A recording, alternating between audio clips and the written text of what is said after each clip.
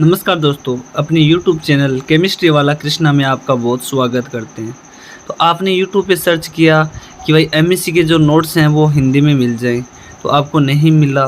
तो ये जो चैनल है आपको एमएससी के नोट्स प्रोवाइड करवाएगा। तो आज का जो हमारा जो टॉपिक है वो है स्टेप वाइज एंड और ऑल फॉर्मेशन कांस्टेंट। तो दोस्तों वीडियो को लास्ट तक देखें, तभी आपको समझ में आएगा। आप ऐसे देख के चले जाओगे तो कुछ भी समझ में नहीं आएगा। तो थोड़ा ध्यान लगा के देखना। और आपकी एग्ज़ाम नज़दीक है, तो ये जो क्वेश्चन आपको नज़र आ रहा है क्वेश्चन नंबर 3, ये एग्ज़ाम की दृष्टि से वेरी इम्पोर्टेंट क्वेश्चंस आपके साथ हम पेश करने जा रहे हैं। तो इस क्वेश्चंस को अच्छे से सीखें, और इसके जो नोट्स हैं वो अगर आप लेना चाहें तो हमारे व्हाट्सअप नंबर है, उस पर आप हमें संपर्क कर सकते हैं। तो हमारे जो व्हाट्सअप नंबर है वो आपको हम दिखा देते हैं कि आप कौन से नंबर पे मैसेज करते हैं। तो ये हमारे व्हाट्सअप नंबर है। तो आप ये नोट्स भी लेना चाहें तो आप ये नोट्स ले सकते हैं। और आपको एमएससी परिवेश के जो चारों बुक हैं, जैसे इनऑर्गेनिक हो गई, ऑर्गेनिक हो गई, फिजिकल हो गई, एनालिटिकल हो गया और स्पेक्ट्रोस्कोपी हो गए, जो भी आप किसी भी यूनिवर्सिटी से हो, तो आपको हम जो नोट्स हैं वो प्रोवाइड करवा देंगे। अगर आप लेना चाहें तो हमसे संपर्क ज़रूर कर सकते हैं। तो आप नज़दीक है आपकी एग्ज़ाम, तो ये जो नोट्स हैं आपके लिए बहुत लाभदायक होंगे और आपके अच्छे मार्क्स आएंगे। और जो नोट्स की जो चार्ज है वो आपको व्हाट्सअप नंबर पे बता दिया जाएगा। तो आप ज़रूर संपर्क करें हमसे। और आज हम शुरू करते हैं हमारा ये क्वेश्चंस। तो चलिए शुरू करते हैं। आज का ये टॉपिक हमारा step wise and overall formation constant. तो आप स्टेप वाइज का मतलब समझो पहले कि भाई ये जो स्टेप वाइज होता है वो क्या होता है। तो आप समझते हैं कि कोई भी काम करते हैं हम तो एक स्टेप के द्वारा ही करते हैं। तो ये जो होने वाला है वो पहले स्टेप वाइज होगा, उसके बाद में सभी एक साथ होगा। तो इसमें हम समझते हैं कि भाई ये जो स्टेबिलिटी है मेटल कॉम्प्लेक्स की वो क्या होती है, तो वो हम आपको सिखाने जा रहे हैं। तो दोस्तों स्टेबिलिटी का मतलब होता है स्थायित्व है, कि भाई कोई भी व्यक्ति है उसका कितना का स्थायित्व होता है, वो कितना स्थायी रहता है। तो वो चीज़ हम बात करेंगे मेटल की। मेटल आप जानते होंगे कि भाई कोई भी धातु है वो कितना स्थायित्व रखती है अपने पास, तो वो उसी को हम बोलते हैं स्टेबिलिटी ऑफ मेटल कॉम्प्लेक्स। अब आप लोग समझ रहे होंगे कि भाई कॉम्प्लेक्स क्या होता है। तो आपने पढ़ा होगा शंकुल, संकुल जानते होंगे, हिंदी के अंदर हम बोलते हैं इसको शंकुल।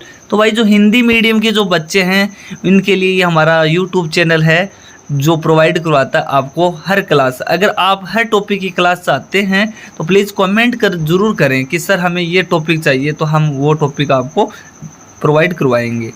तो देखते हैं पहले इसकी कुछ डेफिनेशन और उसको समझते हैं। और देख सकते हो आप हमारे जो नोट्स हैं वो कितने अच्छे तरीके से लिखे गए हैं।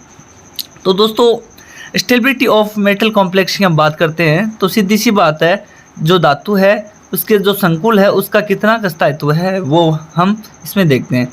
तो देखो दोस्तों क्या होता है कि किसी भी संकुल का जो जलीय विलयन बनाता है, सबसे पहले आपको कोई भी विलयन हो उसका जलीय विलयन बनाना है, ठीक है। संकुल का जलीय विलयन बनाते हैं, ओके।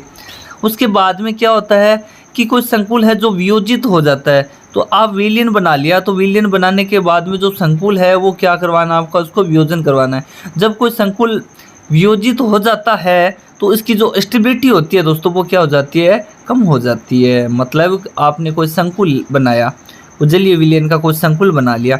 अब जैसे आपने कोई संकुल बनाया तो उसमें जो स्टेबिलिटी है वो कम होगी। तो वो कम कब होगी, जब संकुल क्या हो जाएगा, वियोजित होना स्टार्ट हो जाएगा। तो आ रही है ना समझ में आपको कि भाई वो संकुल है जो वियोजन हो रहा है। वियोजन का मतलब आप समझ रहे हैं कि भाई वो धीरे धीरे टूट रहा है, आयनों में टूट रहा है। तो इसकी स्टेबिलिटी है वो धीरे धीरे क्या हो जाएगी दोस्तों, कम हो जाएगी। किसकी स्टेबिलिटी कम हो जाएगी, जो कॉम्प्लेक्स है उसकी स्टेबिलिटी कम हो जाएगी। क्यों, क्योंकि वो जो संकुल है वो क्या हो रहा है, खंडन हो रहा है, वियोजित हो रहा है, वो टूट रहा है। इसके लिए इसकी स्टेबिलिटी वो क्या हो जाएगी। तो आप समझ सकते हैं कि भाई यहाँ पे ये 3 व्यक्ति है, तो इसकी हमने वियोजन करवाया। तो वियोजन करवाने के बाद में एक व्यक्ति यहाँ पे, एक व्यक्ति यहाँ पे, एक व्यक्ति यहाँ पे। अब इनका अस्तित्व है, यानी इनकी जो शक्ति है वो सबसे ज़्यादा है। कोई भी व्यक्ति संगठन में ही क्या होती है, शक्ति, तो इनका अस्तित्व आप क्या मानोगे, ज़्यादा मानोगे। आ रही है समझ में। अब इसी तरह से हम बात करें, अब इनकी देखें, ये अलग अलग टूट चुके हैं, तो क्या इनका अस्तित्व है अधिक रहेगा, पहले जैसा रहेगा? नहीं जी, नहीं रह सकता। क्यों? क्योंकि वही पहले कितने व्यक्ति थे एक साथ, एक घर के अंदर 3 व्यक्ति साथ में रहते थे, तो अब कोई उनको छेड़ने वाला नहीं था। लेकिन जैसे ही इसका वियोजन हुआ तो ये क्या हो गए हैं, धीरे धीरे टूट गए हैं। तो यही इनमें में होता है, जो कॉम्प्लेक्स होते हैं, मेटल कॉम्प्लेक्स, वो क्या हो जाते हैं, टूटना स्टार्ट हो जाते हैं। तो इनकी जो स्टेबिलिटी का जो मान होता है दोस्तों, वो क्या हो जाता है, कम हो जाता है। और यदि हम और बात करें इसकी कि अगर ये कोई टूटेगा नहीं, तो सीधी सी बात है, ये यहाँ से कोई टूटेगा नहीं या घर छोड़ के नहीं जाएगा, तो इनका स्थायित्व क्या रहेगा, सेम का सेम ही रहेगा, एकदम से अधिक रहेगा। क्योंकि और व्यक्ति आ जाए, यहाँ पे 3 व्यक्ति थे, 3 से और व्यक्ति आ जाए तो भाई साहब फिर तो और ज़्यादा अधिक हो जाएगा, स्टेबिलिटी पावर ज़्यादा हो जाएगी। क्यों? हम हमारी जो एग्जांपल देते हैं वो इसी तरह से देते हैं कि बच्चों को समझ में आ जाएं। तो आप लोग समझ रहे होंगे और एकदम से अच्छा भी लग रहा होगा। तो वीडियो को अभी तक लाइक नहीं किया है तो लाइक ज़रूर कर दे यार, एक लाइक से आपका कुछ नहीं जाता है। और चैनल को सब्सक्राइब ज़रूर कर लें। तो इसको मज़ेदार टॉपिक लेके हम पढ़ेंगे, ऐसे बोरिंग लेके नहीं पढ़ेंगे, क्योंकि हमारे चैनल पे आए हो यार, इतना तो हमारा फर्ज बनता है कि आपको अच्छे से हम प्रोवाइड करवाएं और आपके जो मार्क्स हैं वो अच्छे वाले आएँ। तो अब चलो हम बात करते हैं इसकी कुछ और, कि इसके बारे में और क्या देखते हैं। तो भाई सीधी सी बात है, जो संकुल होता है, क्या बोला मैंने दोस्तों, यहाँ की जो संकुल के जो स्थायित्व है उसका जो स्थिरांक होता है उसको हम P से डिनोट करते हैं। किससे डिनोट करते हैं बताइए? P से डिनोट करते हैं। आप वैसे भी समझ सकते हो, P फॉर पावर होता है, लेकिन वो यहाँ पे नहीं है।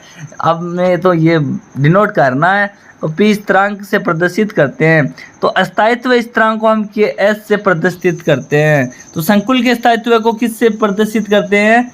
P से। और अगर संकुल की हम बात करें, संकुल की, तो किस से डिनोट करेंगे? P स्थिरांक की। और स्थायित्व स्थिरांक को हम किस से डिनोट करेंगे? Ks द्वारा दर्शाया जाता है। तो Ks का मान क्या हो जाएगा? स्थायित्व के समानुपाती हो जाएगा। K समानुपाती क्या हो जाएगी? स्टेबिलिटी हो जाएगी। तो Ks का मान स्थायित्व के क्या हो जाता है? समानुपाती हो जाता है। समझ रहे हो इस बात को, स्टेबिलिटी। तो दोस्तों अब हम एग्जाम्पल की हम बात कर लेते हैं। इस संकुल के कितने एक एग्जाम्पल हैं वो हम देखने वाले हैं। तो आपको नज़र आ रहे हैं कि यहाँ पे 4 संकुल हमने लिए हैं, A, B और C, D, और उनके Ks का मान निम्न तरीके से यहाँ पे आपको नज़र आ रहा होगा। यहाँ पे देख सकते हैं, यहाँ पे A का जो है मान M1 का जो मान आपको नज़र आ रहा है वो 2 × 10⁻⁻7। अब कई बच्चे सोचने लगे हैं कि भाई यहाँ पे क्या है।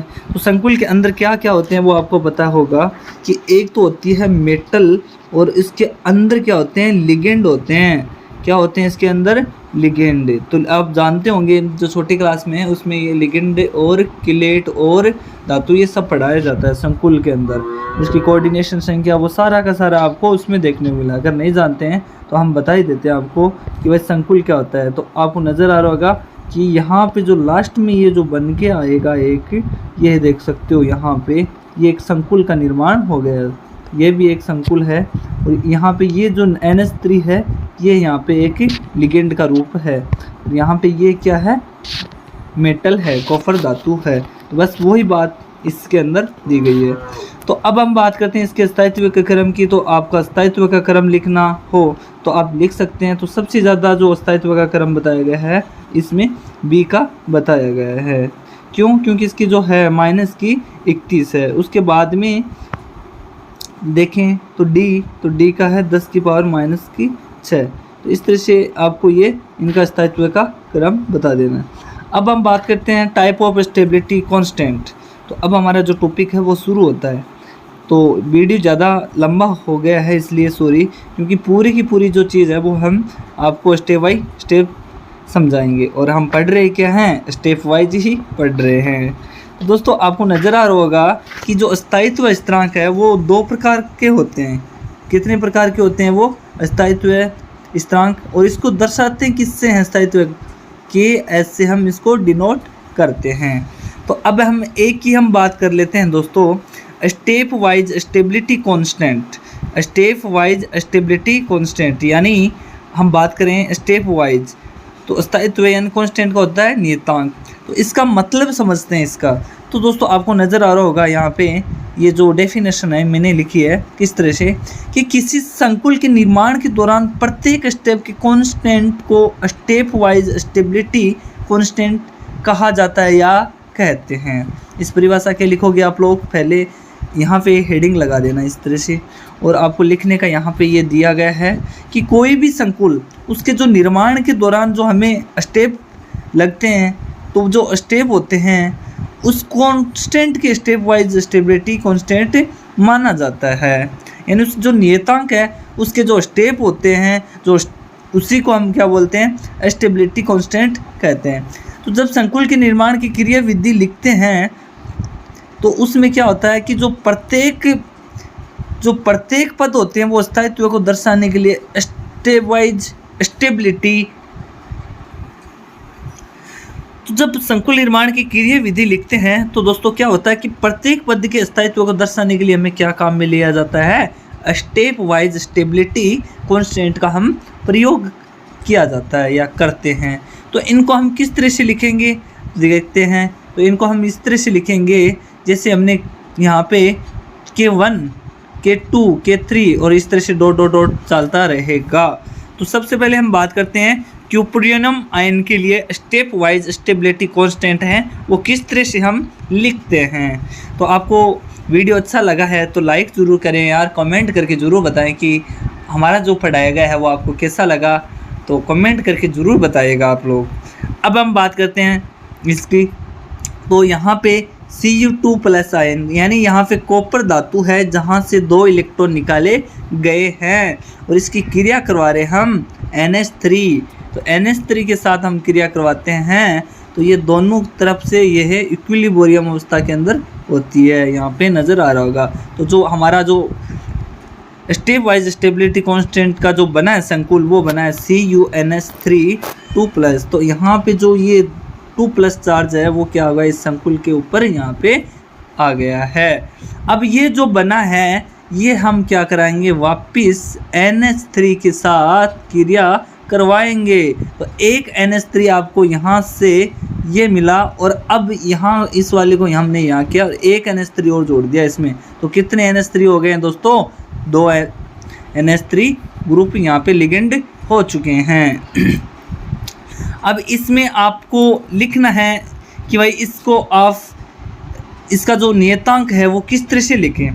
तो हमने क्या किया यहाँ पे K1 वाला करवाया है कांस्टेंट। तो यहाँ पे हमने क्या लिखा है K1 बराबर, अब यहाँ पे ये जो बना है हमारा संकुल वो यहाँ पे हमने लिख दिया और यहाँ पे किसके साथ में यहाँ पे रिजेंट लिया ये वाला यहाँ पे हमने इस पे लिख दिया और यहाँ पे हमारा जो समीकरण नंबर है वो बन जाती है 1। तो इस तरह से हम स्टेप वाइज स्टेप इसको करेंगे और स्टेप वाइज को स्टेबिलिटी इस तरह से हम दर्शा सकते हैं। इसी तरह से दूसरा स्टेप ये बोलता है कि वापस NH3 जोड़ा, जो आपने संकुल बनाया उसमें वापस ये क्रिया NH3 की करवा दी। तो 2 NH3 का हो गया यहाँ पे, तो इसको हम डाई एमीन भी बोल सकते हैं और इस पे 2+ चार्ज। तो वापस या वो को ऐसा का ऐसा आपको यहाँ पे इसका कांस्टेंट नियतांक लिख देना है। किस तरह से लिखना है वो आपको नज़र आ रहा है यहाँ पे ये वाला, तो आप लिख सकते हैं। तो ये समीकरण हमारी नंबर 2 बन चुकी है।